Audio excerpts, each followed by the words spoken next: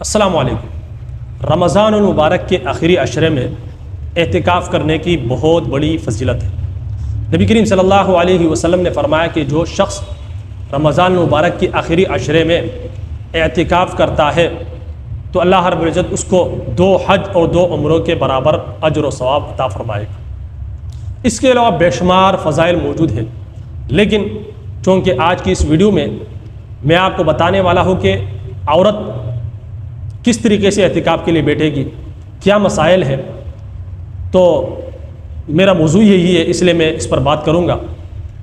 یہ جو فضیلت میں نے بیان کر دی یہ صرف مردوں کے لیے نہیں ہے، بلکہ اگر کوئی عورت اعتکاف پر بیٹھتی ہے تو اس کو بھی یہ اجر و ثواب ملے گا، 2 حج اور 2 عمروں کا ثواب عورت کو بھی ملے گا۔ لیکن عورتوں کے لیے بہتر طریقہ کیا ہے، کہاں پر بیٹھے گی، کہاں پر اعتکاف کرے گی؟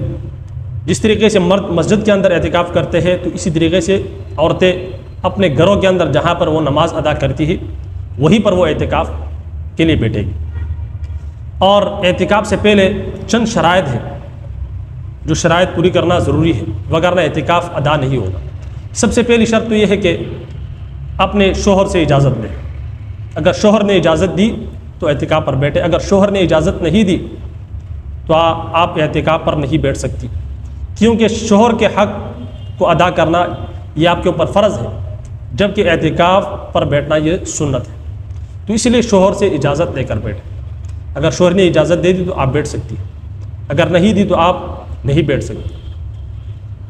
اس کے علاوہ بیٹھنے کا وقت کیا ہے، تو 20واں روزہ ہے، اس کے غروب آفتاب سے پہلے تک آپ اپنی جگہ پر جائیں، گھر کے اندر جہاں پر آپ نماز ادا کرتی ہے وہیں پر پردہ لگا کر وہیں پر اعتکاف کے لیے بیٹھیں۔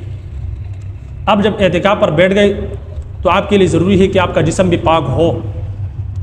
اگر مثال کے طور پر آپ حیض کی حالت میں ہے یا نفاس کی حالت میں ہے، بیماری ہے، تو آپ کا جو ہے وہ اعتکاف ادا نہیں ہوگا۔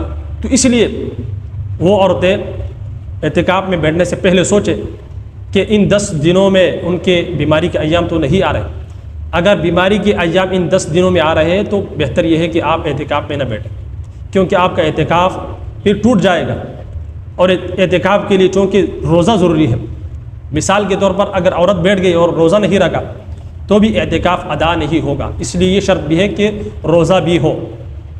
اور مثال کے طور پر اگر آپ کی جو ماہواری آ گئی تو پھر آپ کا روزہ ہی فاسد ہو جائے گا۔ جب روزہ ہی فاسد ہے تو پھر آپ کا اعتکاف بھی فاسد ہو جائے گا۔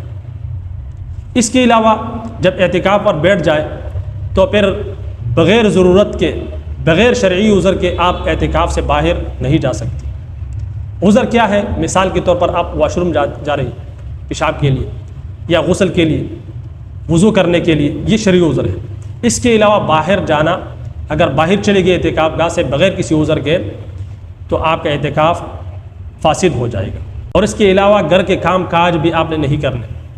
اگر آپ اپنے اعتکاف گاہ سے باہر نکل گئے جھاڑو لگانے کے لیے یا گھر کے کام کاج کرنے کے لیے تو بھی آپ کا اعتکاف فاسد ہو جائے گا۔ تو لہٰذا اعتکاف کے اندر رہتے ہوئے اپنے اعتکاف گاہ کے اندر آپ نے رہنا ہے، عبادت کرنی ہے، چونکہ یہ عبادت کے لیے ہی اعتکاف میں بیٹھا جاتا ہے۔ اور رہی بات نیت کی، تو نیت زبان سے کہنا کوئی ضروری نہیں، بلکہ اگر آپ نے دل سے بھی نیت کر لی کہ میں سنت کے اعتکاف کرنے کے لیے بیٹھتی ہوں یا بیٹھتا ہوں، تو آپ کا جو اعتکاف ہے یہ نیت کافی ہو جائے گی اس اعتکاف کے لیے۔ اور اسی طریقے سے بعض عورتیں اپنے اعتکاف کی جگہ سے اٹھ کر افطاری کے لیے دیگر لوگوں کے ساتھ، دیگر جو گھر کی فیملی والے ہیں ان کے ساتھ جا کر بیٹھ جاتی ہے، تو یاد رکھیے اس سے بھی اعتکاف فاسد ہو جائے گا۔ بہتر یہ ہے کہ گھر کے جو افراد ہیں وہ اعتکاف گاہ میں آ کر ان کے ساتھ اعتکاف کر لیں، تو اس میں کوئی حرج نہیں ہے۔ اب کب تک اعتکاف جاری رہے گا؟ جب تک عید کی چاند نظر نہیں آتی آپ نے اعتکاف گاہ سے باہر نہیں نکلنا۔ آپ کا اعتکاف اس وقت تک ختم نہیں ہوگا جب تک عید کا چاند نظر نہیں آئے۔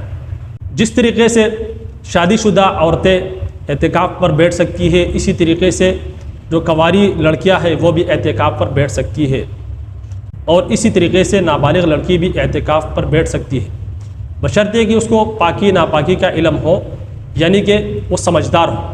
یہ چند باتیں تھیں اعتکاف کے حوالے سے جو میں نے آپ حضرات کے سامنے رکھ دی ہے۔ امید کرتا ہوں کہ میری باتیں آپ کو سمجھ میں آئی ہوئی ہوگی۔